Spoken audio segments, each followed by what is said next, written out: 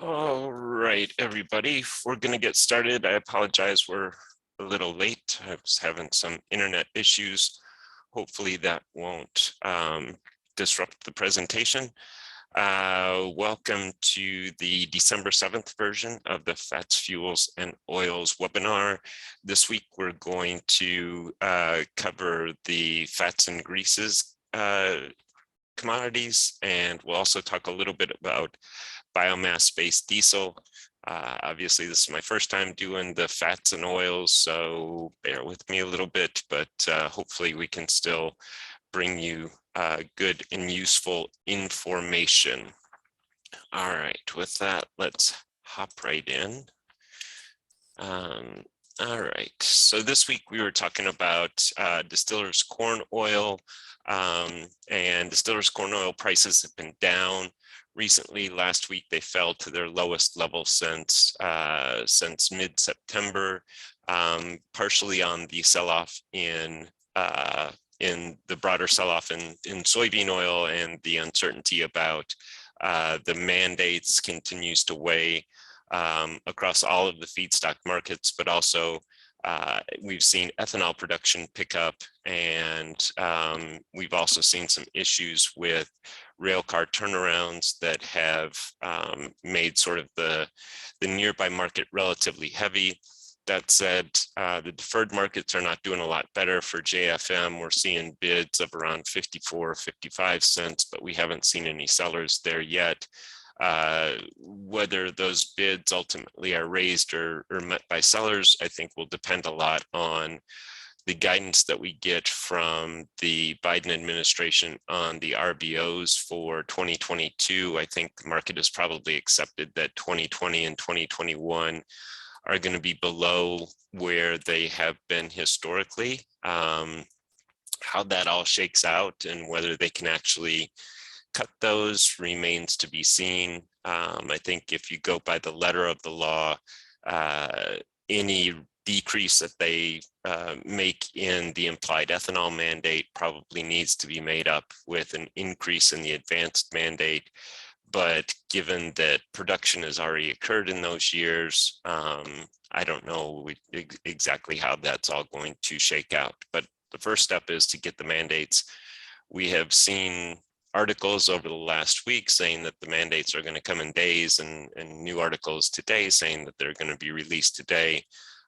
So far, as of, I don't know, an hour ago or so, I think was the last time I checked, there haven't been any releases as of yet. Nevertheless, we have seen ethanol production rise over the last couple of months, in part on growing gasoline demand. So if you look at the data from the EIA that was released last week, and excuse me for looking off screen here, finished motor gasoline supplies rose to their highest level since I think last June or so.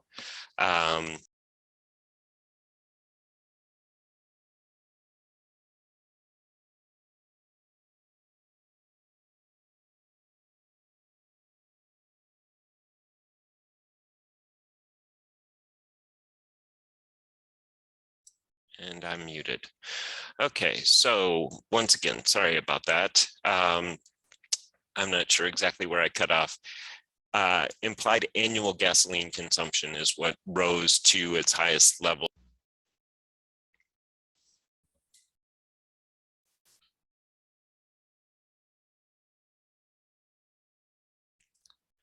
Okay, sorry guys, I'm not sure if it's an issue with Zoom or my internet seems to be working fine, but Zoom keeps cutting out. So I'll try and grind through this as quickly as possible. Okay, so annual gasoline consumption rose to the highest level that we've seen since last June. And as a result, ethanol production has started to pick up pretty substantially in October, and we expect that to continue through the end of the year. That should increase DCO supplies at a time when we're seeing renewable diesel renewable diesel demand is a little bit weaker than had been previously expected, in part of the in part due to the uncertainty surrounding the mandates. And yeah, there will be a recording of this that if you send me an email, I'm happy to send you a link to. We record every one of these sessions. We don't necessarily make them public, but we sort of post them. And so you won't be able to find it if you search on YouTube, but if you send me an email, I'm happy to send you a link to the recording where hopefully the presentation will be a little less spotty. All right, so back to here. Despite the near-term weakness, we do expect, and we've seen a rebound in soybean oil prices. As we pointed out last week, there does seem to be a lag between soybean oil prices and fats and grease prices. And so while that lag is typically a couple of months and might indicate that there is some more near-term weakness ahead in the fats and greases market, the recovery does suggest that ultimately prices will head up a little bit. We're forecasting prices to head up a little bit. In part, that's due to the soybean oil forecast, and in part, it's due to the fact that I've just taken over these forecasts, and so I'm still sort of trying to work out exactly how I do this. I get Ryan's input on it, but what we use.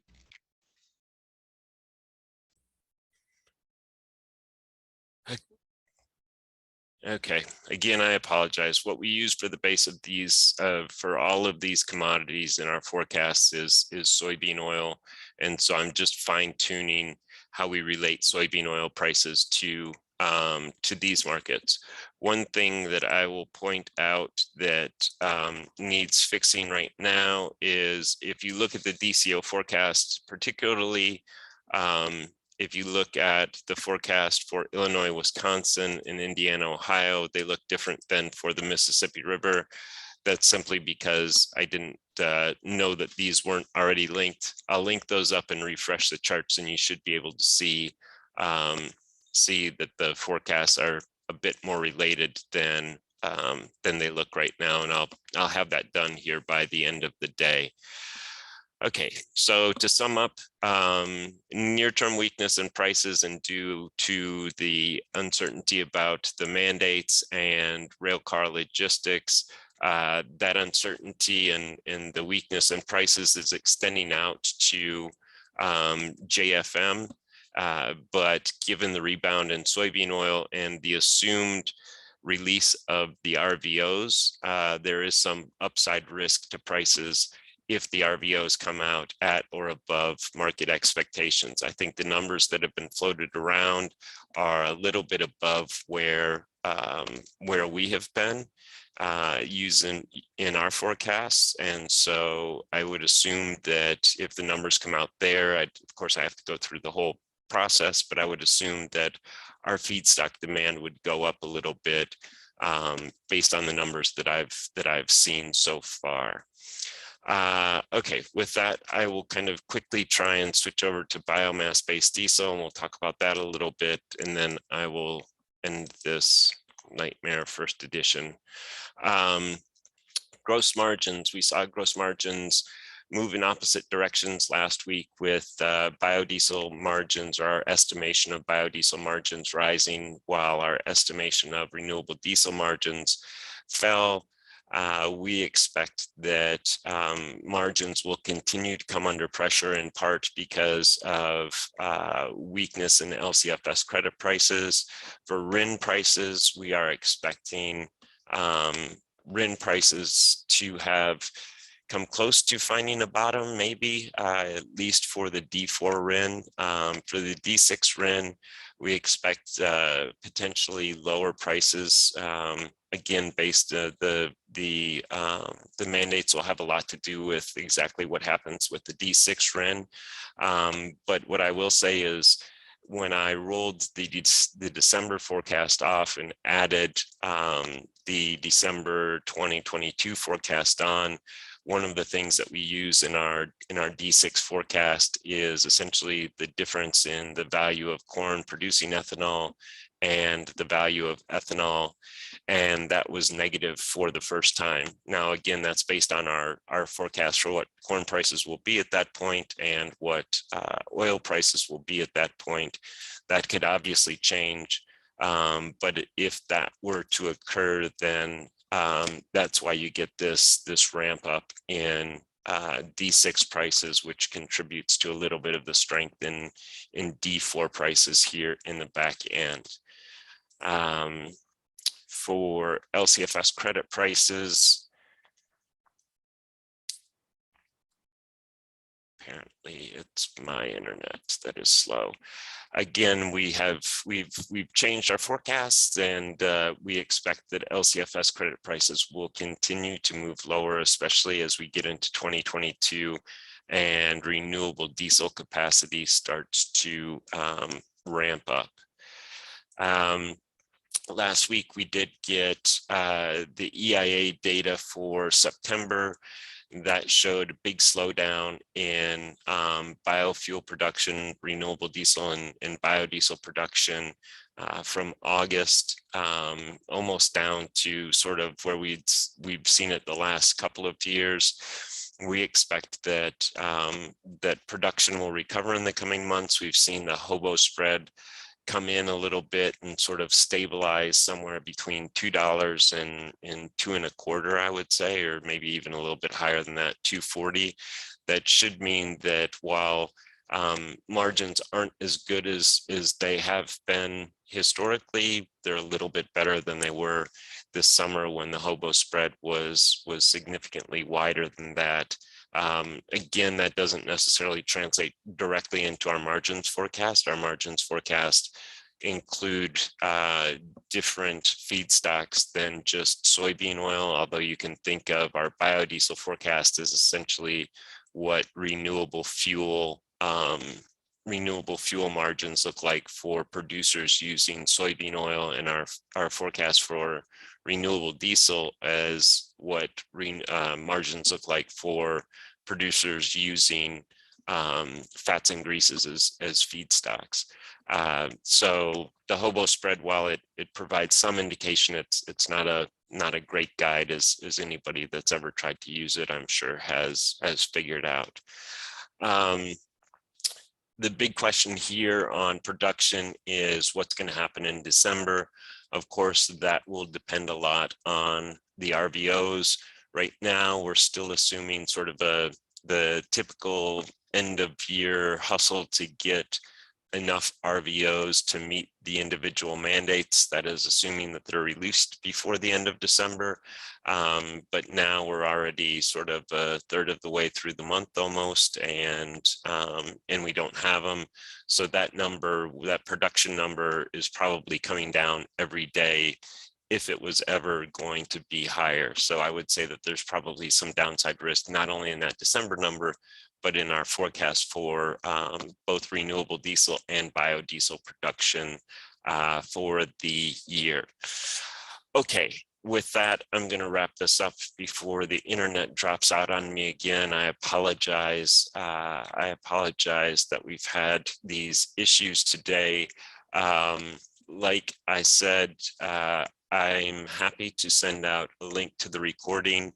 If you can send me an email request, and sorry to ask you to do that, but it's the way that Zoom does the emails. I don't really have the email list in my Outlook.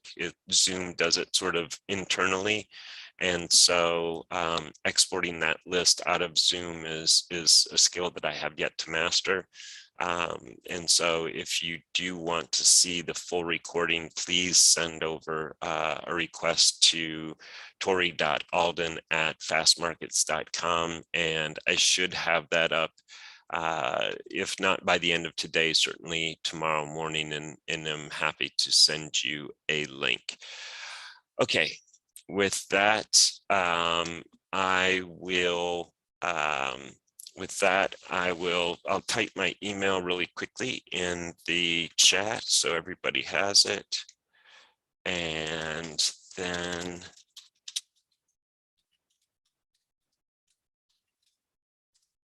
okay, so now everybody should have my email. And we will be back next week with hopefully a more stable internet connection. And next week we will get back to covering veg oils. And then the week after that, we'll go back to fats and greases. And I promise it can't be any worse than this week was. I hope everybody has a good week. And again, apologize for the difficulties that we've had today. Thanks for attending.